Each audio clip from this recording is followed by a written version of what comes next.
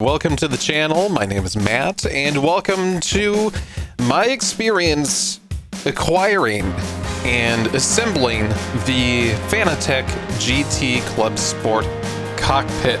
It was a very, very heavy pallet that I actually received at work. Thank God that I work on a loading dock, but man, that was unexpected to get two massive boxes on top of the seat, on top of the wheelbase, all together in a bundle. So yes, I am starting from scratch. I'm getting a second rig set up in my space temporarily, so I'll share my experiences with that in a moment. But as we're working through this, the first box came very well packaged. I was quite impressed about that.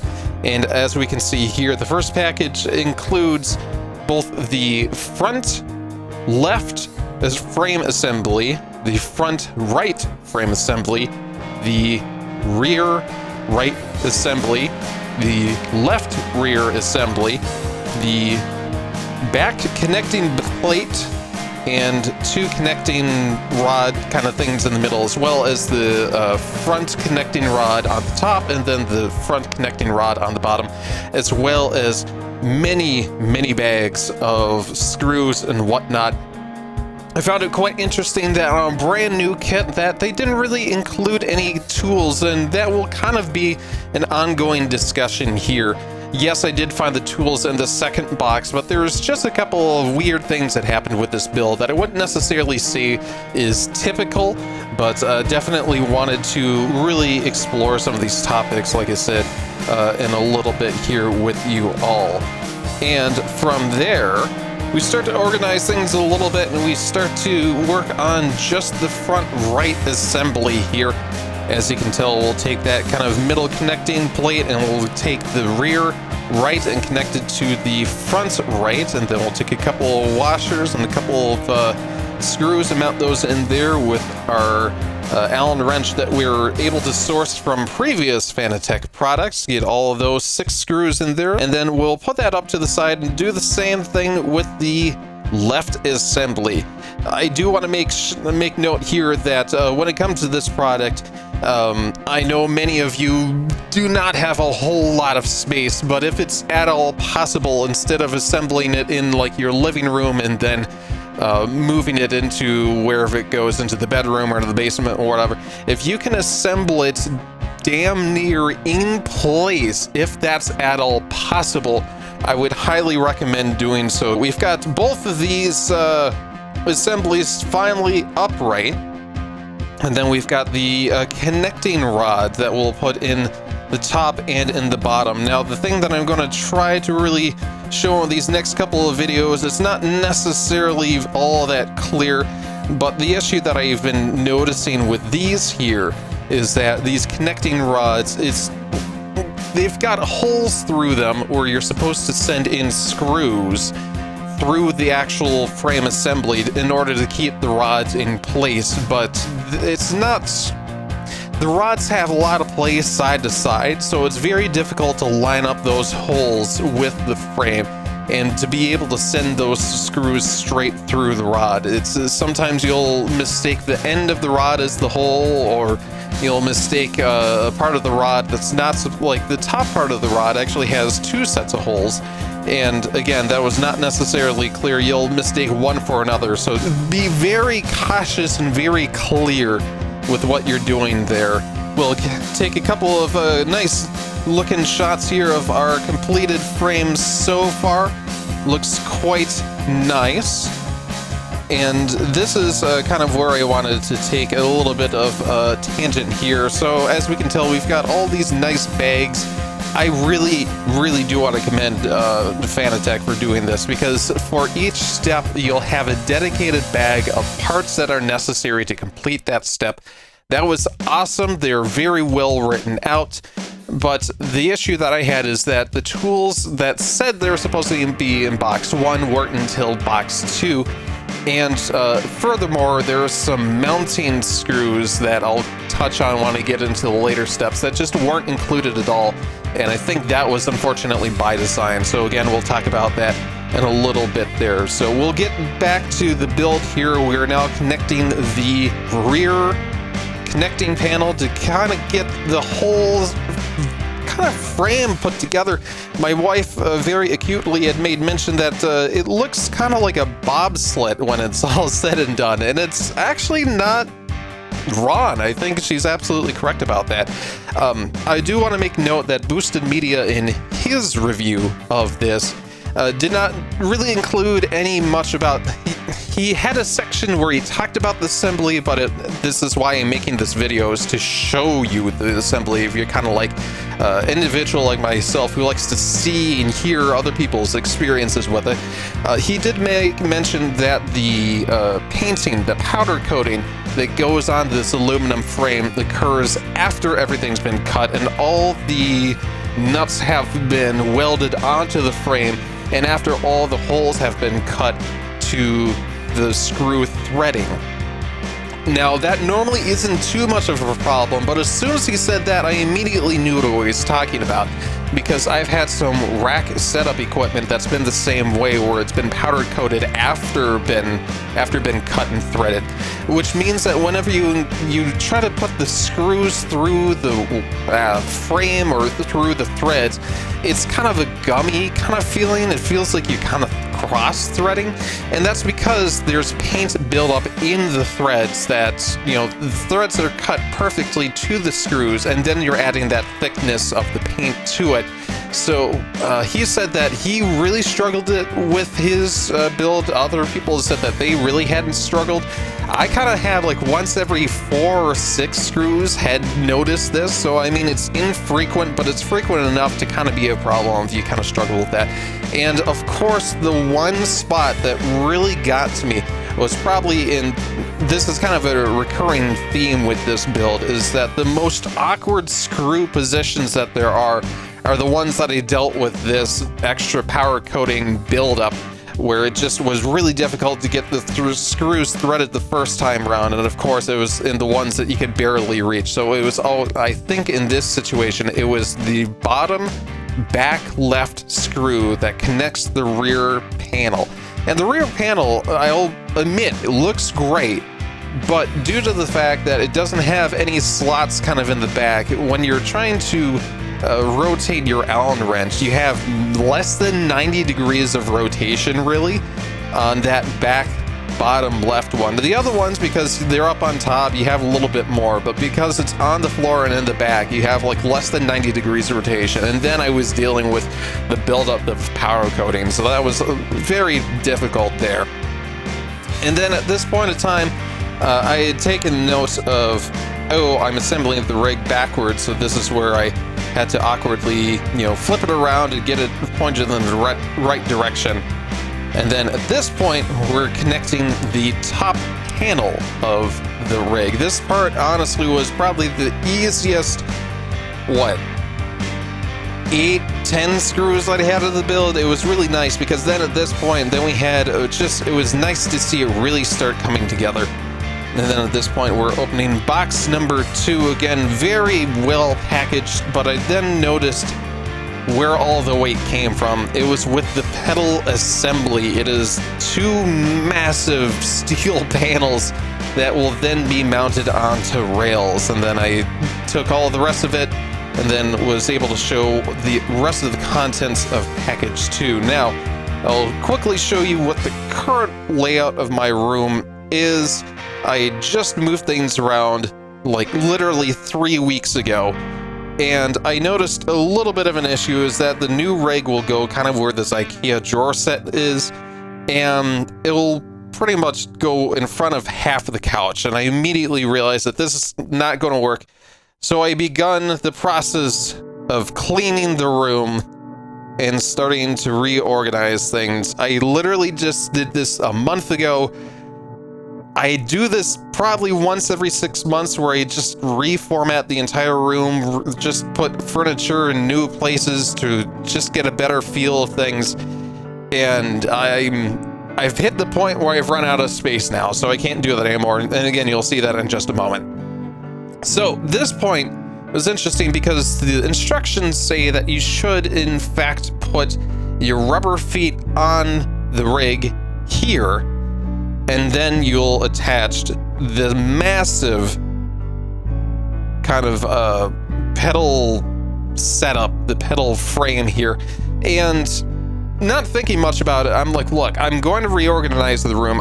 Maybe I can get away with like keeping the feet off of the rig so I can just easily slide the rig around on the floor because it's got these nice aluminum tubes. They're kind of smooth, so I figured I'd be able to get away with that. No, you don't.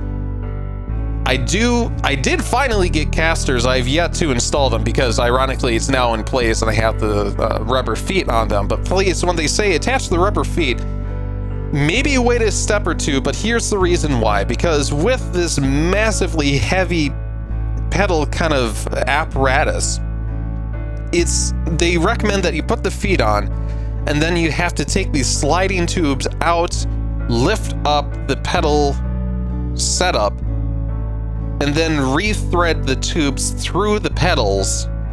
And it was just a really heavy and awkward setup, and then like the tubes kept getting stuck inside the sliding points of the pedal apparatus. And I actually found it funny when I was doing it the first time around without the rubber feet, I would almost be able to send the tubes straight through without any issues. So I think that's kind of the play here, is that you send the tubes through first, you connect those up, and then you attach the rubber feet. It was just, I get what they're going with here, and I actually do kind of like the idea of them being able to move the pedals so freely on these kind of rails. I thought that was a really cool setup, but man, was it just a lot of back-breaking work to get it just right. And before you install this, install your pedals to it now, before you put it on the rails, because when you've got it all set up, I've tried to adjust my pedals multiple times, and I'm on my back upside down in really awkward positions trying to mount these pedals, and it just, don't do it. It just sucks. It just really sucks. So try to put the pedals on now if you can, before you put it on the rails, before you put on the rubber feet. And then at that point, like I said, make sure that the rig is basically where you want it, because with those feet and with everything on, it is not going to move. It is really heavy and it's really awkward. So just try to get as close to where you need it. So at this point, then we're finally putting on this kind of front panel, and that I think is the last piece of the first box, as it's now covering up the exit points of the pedal apparatus. So yes, this thing is coming along at a very slow pace for me. Yes, this is time lapse, but this has taken me a couple hours easy. So then this point, this is an interesting one as well.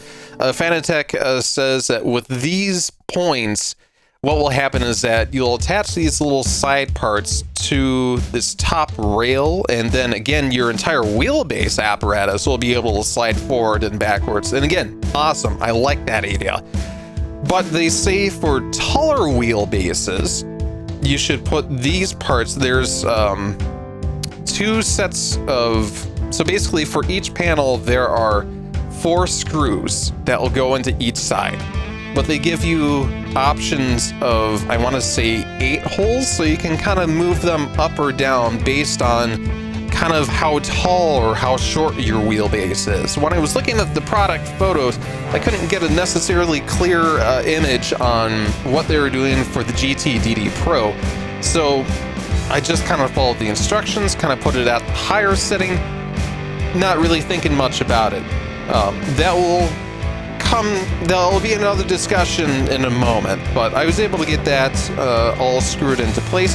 At this point, I'm going to make mention, the screws went in just fine.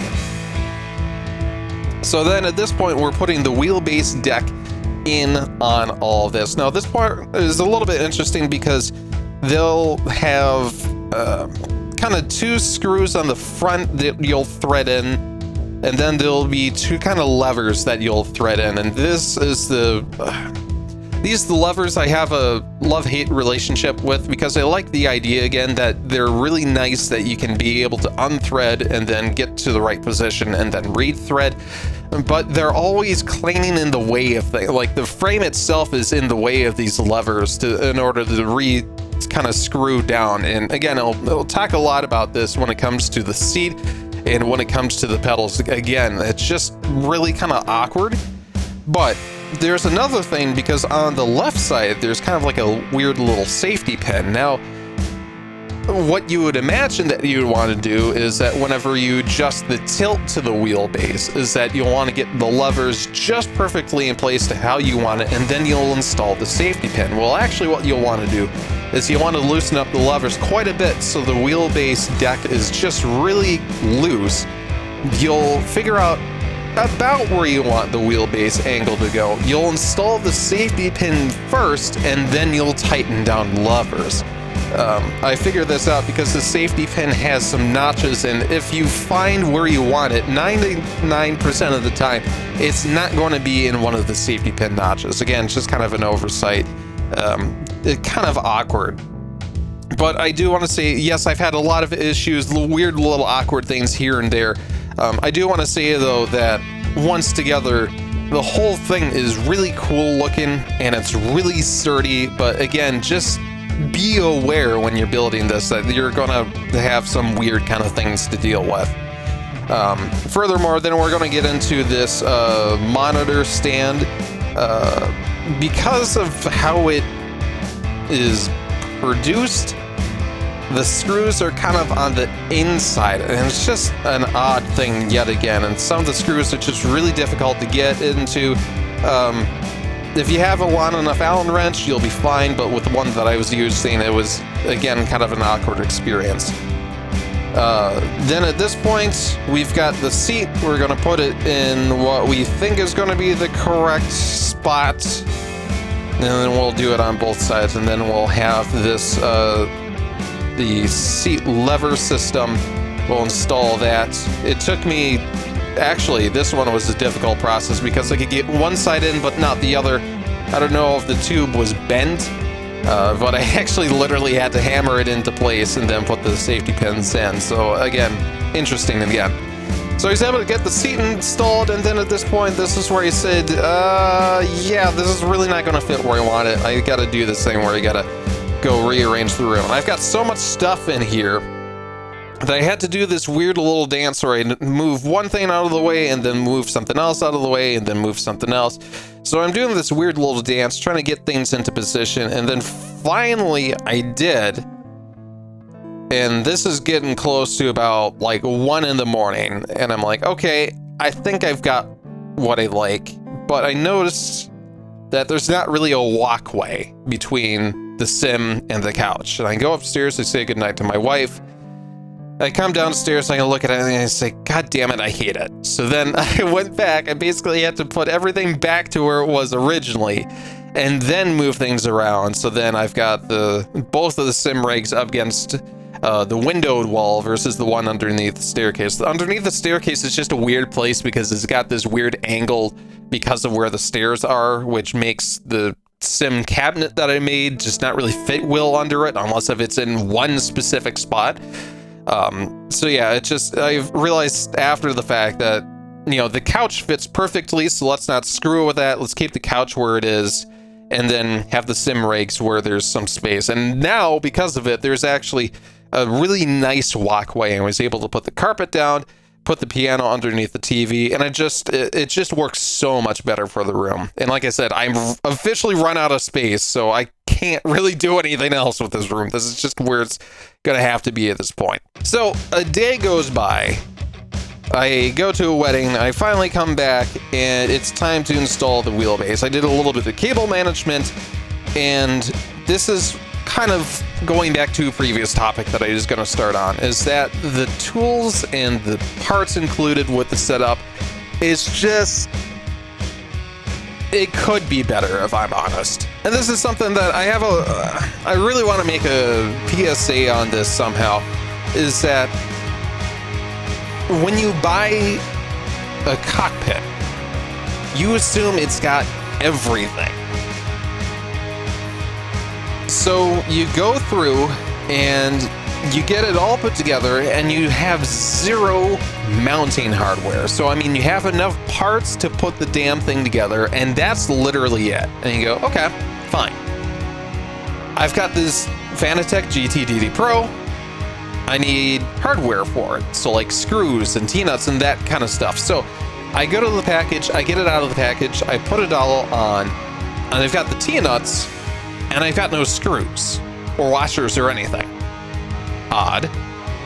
I go onto the website, and it says, because there are so many different types of cockpits, we are not including screws and washers.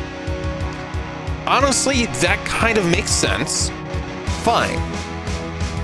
But if that's going to be your typical clientele, that's who you're going to really, that's the product that is most commonly going to be put on the cockpit, you should either have the hardware included on the cockpit or with the wheelbase. And I'm more thinking it should be on the side of the wheelbase because it's got a very specific thread on the T-nuts that if you include it with the cockpit, people will think, okay, maybe I can use this for a Moza, maybe I can use this for SimiCube or something like that, and then the thread isn't right. So I really think that the screws should have been included with the wheelbases because that's where the rest of the hardware is. That's how you mount it together. And I had the same exact issue with the pedals. So thankfully, Next Level Racing had a ton of washers and a ton of screws left over that I was able to source from creating the GT track cockpit, and I was able to find a couple extra screws to be able to use for the pedals and whatnot. But yes, it just all in all, that was really infuriating.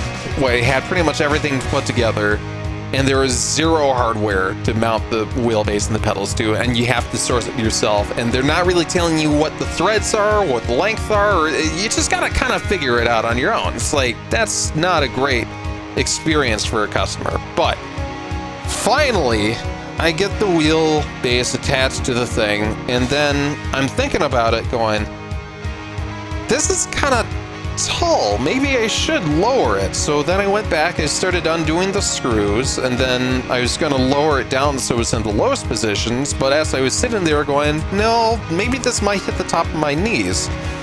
So I second-guessed myself, and that said, no, never mind, and I went back to re-screw everything together, and then one of the screws just wouldn't go back into place. Like it was cross-threading itself, and I spent an absurd amount of time trying to go after it. And finally, I got it. I think I had to loosen everything else and then get that one in, and then tighten everything else down. And then going back, this is where I had my issues with the pedals, where it's just a really awkward setup. There's only 2 screws to mount on the front, and they're upside down, and it's really hard to tell. So again, not fun. I don't even think I had them plugged in. I just mounted them down and then later had to undo it all and then plug it back in. And I actually undid it a 3rd time or 4th time to get the pedals where I wanted them, like laterally, and then screwed it all back in. So I think I'm finally done screwing with the pedals, but God, that sucked. Furthermore, the issues continue to add up. I know I'm kind of being a negative Nelly here or whatever, but I really want to get this like out in the open so you guys know. Fanatec said that they had a VESA mount compatible monitor stand. Fine. I have a 43-inch TV. Somebody's lying, because they both said they're VESA mount compatible, but the TV has mounts that are in like the opposite corners of the TV, and Fanatec gives me this tiny little like 3-inch by 3-inch middle plate and says, have fun. So I had to go to the hardware store a couple of times to figure out what I needed, and then I was able to get a VESA mount compatible TV mount. I was able to get that installed, and then I was just so over everything at this point, where I had screws and I had spacers from the VESA mount compatible Fanatec side that I just tightly screwed in 2 sides on the top of this kind of middle bar that the TV would hang from. Did it nice and tight. It was level. It was good. I got the TV mounted on the sim rig. I had to move it forward and then lower it down because it was way too... 43 inches is kind of too big because the seat is too low. You have to raise the seat all the way up, and then you can pull the TV all the way forward and then have it overhang the monitor spot where it kind of laid on top of where the wheelbase is kind of moving forward and back to. But after all of that, I finally got it together. And one of the other complaints that Boost Media had during his review is that the wheelbase deck has some flex to it.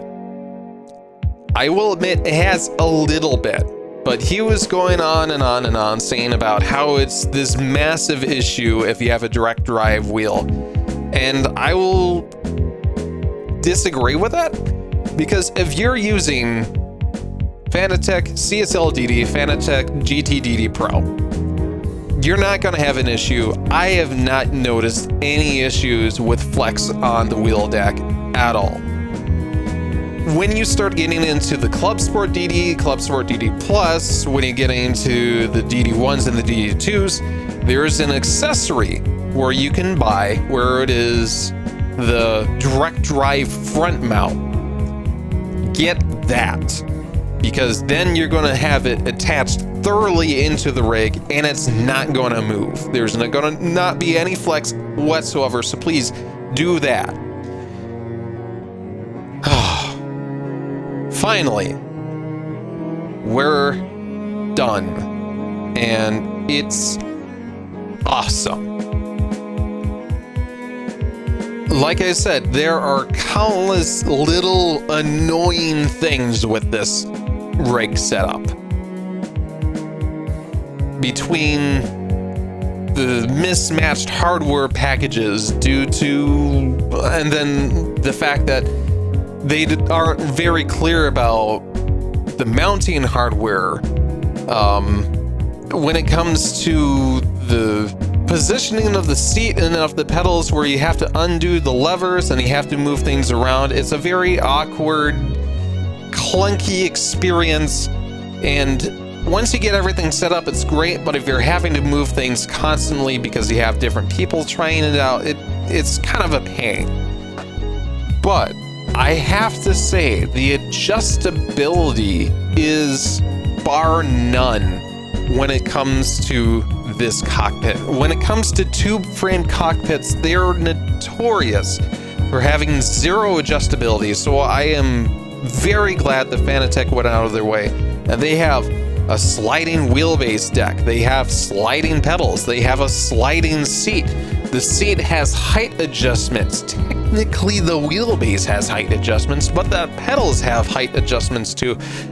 They were making it seem like on their website that would be a really quick, easy, hey, if you get into a formula car, you can just drop the seat a little bit and put up the pedals a little bit, and you're good to go, and you can act like you're in a formula car, and then when you're done, you can quickly just move everything back to a GT setup. If you have 5 minutes and you're okay with the clunky experience, I guess. But I was actually going to go ahead and try to order the inverted pedal set kind of frame, so then I could have the pedals go even higher for like a formula setup. But I realized that with the size of the TV and the positioning of the seat and everything, I think I'm just going to kind of leave it and just kind of deal with that. But yeah, it is a really nice cockpit. It is superb. The quality is great. I'm loving the matte finish. The adjustability on the rails of everything is great. I'm annoyed that the manual wasn't included and you have to look it up on the phone, but I was using my phone to record the footage that you're seeing now, so that was the problem. I actually used my Steam Deck for that, ironically, but again, there are just a bunch of little annoying things, but it just seems like that when it's all put together, it really just didn't matter, because it was finally done, and it was it's nice having a now QR2 GT DD Pro in the house, and it just works very well. So the assembly setup, not great. I'm going to be honest, was not great, not a pleasant experience. But when he finally got it done, man, does it look sexy. Man, does it just look the part. And my current rig I'm planning on selling. I've got a buyer lined up, and ideally is when that one goes out, I'll actually get another one of these ClubSport GT cockpits. Yes, I'm insane like that, but I'm really enjoying it so far. It's the other thing too that I haven't really talked about is that the seat is actually really comfortable. My wife didn't really like the next level racing seat. It just didn't have any back support at all, but there is some Velcro kind of padding on the Fanatec GT's seat that was really nice to be able to adjust for her back. So she really appreciated that. And overall, apart from the assembly process, I am a happy customer because, like I said, it is done and it works well, and I am just loving it. So please, if you have this cockpit, let me know in the comments if you've encountered similar issues. If maybe mine was just weird where it just didn't have a lot of things for whatever reason, like didn't have the mounting hardware or just didn't have the instructions or anything like that. Again, just kind of an odd experience. Just let me know your guys' experiences down in the comments below. And if you're a potential buyer, let me know if this is off-putting or not, if this is good to know, or if you're like, look, the assembly process, I'm just gonna do once and then I'll be good. But not having the ability to buy casters on the website was kind of another weird one, where they have all these other accessories, but casters is just kind of like the big one that everybody has, and they don't have them. So you have to do an extra Amazon order for those, which was weird. But like I said, let me know all of your thoughts down in the comment section down below. Again, thank you so much for watching. If you enjoyed the content, make sure to like, comment, and subscribe. Make sure to check out my Fanatec affiliate link down below. And make sure to check out my merchandise store at aweo.com/store/Matt51 Westby. Again, thank you so much for watching. Hope you guys have a great day today. Take care. Bye.